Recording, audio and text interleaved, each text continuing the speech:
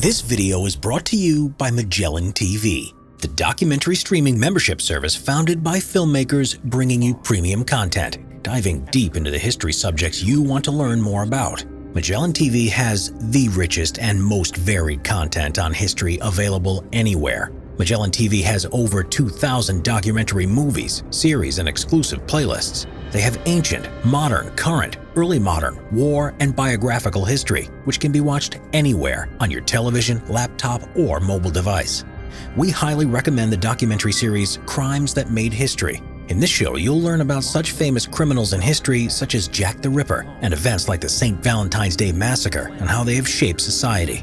All the shows are without interruptions from commercials, and many programs are available in 4K.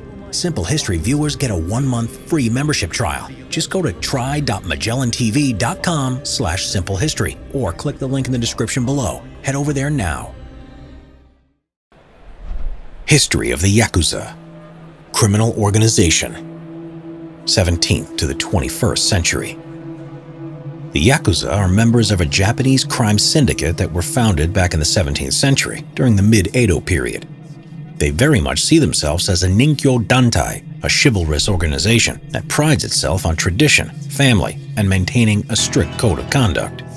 Whereas the Japanese police call them Boryokudan and see them as simply being a particularly powerful and violent Mafia-style group. The name Yakuza was taken from a popular card game called Oicho-Kabu. When drawn together and added up, the cards 8, 9, and 3 equals Yakuza, making the worst possible combination. So Yakuza basically means good for nothing. The Yakuza can be traced to two main groups which originated primarily from the Kyushu Islands, the Tekiya and the Bakuto. The Tekiya were peddlers or traders of illicit goods. The Bakuto were gamblers and were largely involved in gambling houses. The name Yakuza was associated with the Bakuto. At first, these gangs were just seen merely as a dishonest group of delinquents who sold fake and shoddy goods. They began to organize themselves into families with the structure of a father, the Oyabon, and the sons, the Kobon. But by the 19th century, they started to band together and get much more organized, moving into loan sharking, extortion, and running highly effective protection rackets. They soon spread all over Japan and were divided into clans, each with their own head and specializing in different forms of illegal business. The pyramid-like organizational structure was a complicated one. At the top of the Yakuza syndicate was the Kumicho, also known as the Oyabon, or father, while everyone who follows him were the Kobon, or children. Below the Kumicho are the officers. The first was the Saiko-komon, or senior advisor. He has his own advocates, accountant, and gang of children. Next in the chain of command as number 2 was the Waka Gashira, who carries out the orders of the Kumicho and governs several gangs in the region. And the third position was the Shate Gashira, who was the local boss. The foot soldiers below them are the Kyodai, or older brothers, and below them are the Shate, or younger brothers. Under these are the junior leaders, known as the Wakashu. The children can form their own gangs, therefore the entire clan can grow into a large group with a lot of subfamilies. The largest Yakuza family, the Yamaguchi-gumi, was founded about 1915 by Harukichi Yamaguchi in Kobe, Japan, and fully developed after World War II by Kazuo Taoka. By the early 20th century, the Yakuza clans had become powerful male-dominated entities moving into loan sharking, money laundering, gambling, narcotics, extortion, bribery, smuggling, violence, and running highly effective protection rackets. Alongside this, they ran legitimate businesses such as construction, movie studios, nightclubs, security, insurance, and real estate, taking on the form and practices of large corporations. Soon they were making billions and billions of yen a year from a mixture of legal and illegal activities. Yakuza members were usually working class, high school dropouts recruited from common street thugs. They were often descended from Burakumin, and ethnic Korean backgrounds who were outcasts in Japan's history. The Yakuza used a sakazuki to formalize the initiation process of new members into the family, where they must take a blood oath of allegiance. The ritual, often performed at a Shinto shrine, involved the offering of a cup of sake to the initiate and the Yakuza leader known as the Oyabon, and to the gods, a process known as sakazuki-goto. Sitting face to face, the Oyabon's cup was filled to the brim, while the initiate gets much less to indicate their different status. They had to swear a sacred oath to never reveal the secrets of the organization, to never attack another member's family, to not withhold money from the clan, to not fail to obey orders, and to not be involved with the law or police. And once you join the Yakuza, you are a member for life. For now, they become your family, and absolute loyalty to them was expected always. The Yakuza by now had become very ritualistic, seeing honor and loyalty as extremely important. There were several punishments for breaking the rules and betraying the clan, including lynching. Zetsuen, where the member was removed from the Yakuza family but was allowed to return after some time, and Hamonjo, where the offender was excommunicated and was no longer allowed to associate with or do business with the Yakuza group, banished from the Yakuza world forever. The fourth most famous punishment for an offense was Ubud Su Mei. This is where you were expected to cut off a portion of the little finger on your hand and present it to the head of the organization as a form of sincere apology.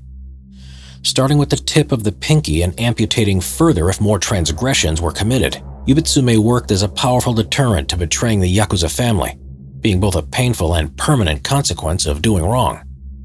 It can also be used to avoid a conflict. It is said that this ritual descends from the Bakudo group, where if a person was unable to pay the gambling debt they owed, then Ubud Su Mei worked as a form of repayment. The weakening of the hand diminished a member's ability to handle a sword, as the little finger is used to grip the hilt. This in turn makes the Yakuza member more dependent on the protection of his boss. Group members also wore lapel pins with their headquarters or clan logos. There was also Irezumi, and this was a very important part of Yakuza culture. This was where the member of the group had an elaborate full-body tattoo. Popular designs included dragons, koi, tigers, and snakes. It was an extremely painful and expensive process, carried out by skilled tattooists using sharpened bamboo needles. The process was so intricate that it could take several years to complete. The Japanese government during the Meiji period banned tattoos to make a good impression upon the Western powers, so the practice continued underground and soon became associated with criminals. In fact, tattoos would become so strongly linked to the Yakuza that public hot springs and gyms banned customers that had them on their bodies, something that stands today. By the 1970s, Yakuza influence had stretched far and wide within the Japanese society, even extending to the highest levels of government, to such an extent that they were implicated in a bribery scandal involving the U.S. Lockheed Company and the Japanese Prime Minister. It is said that Yoshio Kodama, a powerful Yakuza, acted as a consultant and facilitated a $3 million bribe to get the Japanese to buy Lockheed L-1011 TriStar passenger planes and a large number of F-104 Starfighters jet aircrafts. The 1980s saw the Japanese economy boom, driven by massive exports to America and Europe. The Yakuza quickly capitalized on the opportunities this newfound prosperity brought, but this in turn led to infighting amongst the various factions in the Yakuza. Such conflict, though rare, often proved to be incredibly violent, but normally short-lived. Worrying for the police on this occasion, it quickly escalated to open, unrestricted warfare, and the factions seemed to care little about who got hurt in the fighting. In the Japanese city of Fukuoka, it got completely out of control as gun battles between the various factions were becoming commonplace and civilians were becoming hurt or killed on a regular basis. The police took a tough stance against the Yakuza, and the subsequent crackdown did not only bring about a public declared truce between the warring factions, but also marked the start of the decline in power and influence of the Yakuza, as the police finally took a proactive approach against them nationwide.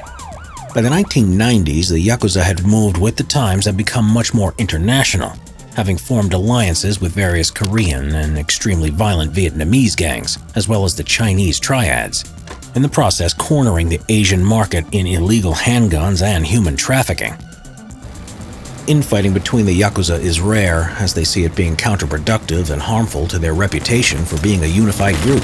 But in 2007, there was violence between two powerful factions when one side assassinated Ryoichi Sugiura, a leading senior member of the Sumiyoshi-kai, the second largest Yakuza family, by ambushing his limo using gunmen riding motorcycles. But a strong police crackdown meant the violence never escalated much further. At its peak, the Yakuza clan members could number as many as 250,000, but over the last few decades their numbers have declined dramatically.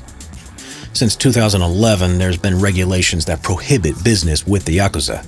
Yakuza exclusion ordinances, which are aimed to eliminate the relationship of citizens with the Yakuza, have also been enacted. Changing attitudes, constant police crackdown, and the introduction of several anti-corruption laws in Japan has affected them badly. But this is not to say they are still not a force to be reckoned with. Having adapted with the times, they have spread overseas to other parts of Asia, as well as America, moving into new developing markets. And in recent years, they have started to realize the importance of PR, and in an attempt to improve their image, were heavily involved in providing disaster relief after the Kobe earthquake of 1995 and the Tohoku tsunami of 2011. This proved highly effective and has done much to increase their popularity in recent years.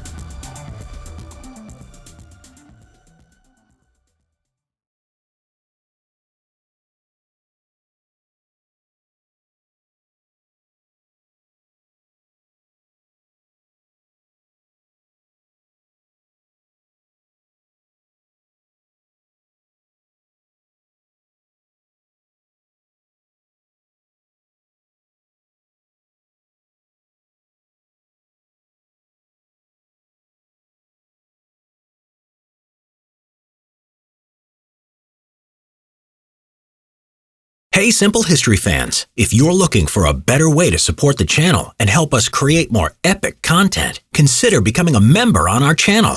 Becoming a member means that for just $5 a month, you'll get these amazing perks. You'll be the first to see new episodes with early access. You can watch new episodes before anyone else with this perk.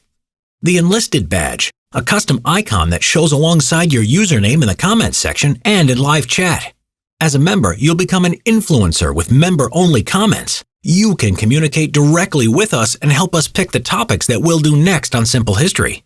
And remember, it's not mandatory to become a member. Our videos will continue to be uploaded as usual. Thank you for letting us feed your hunger for history.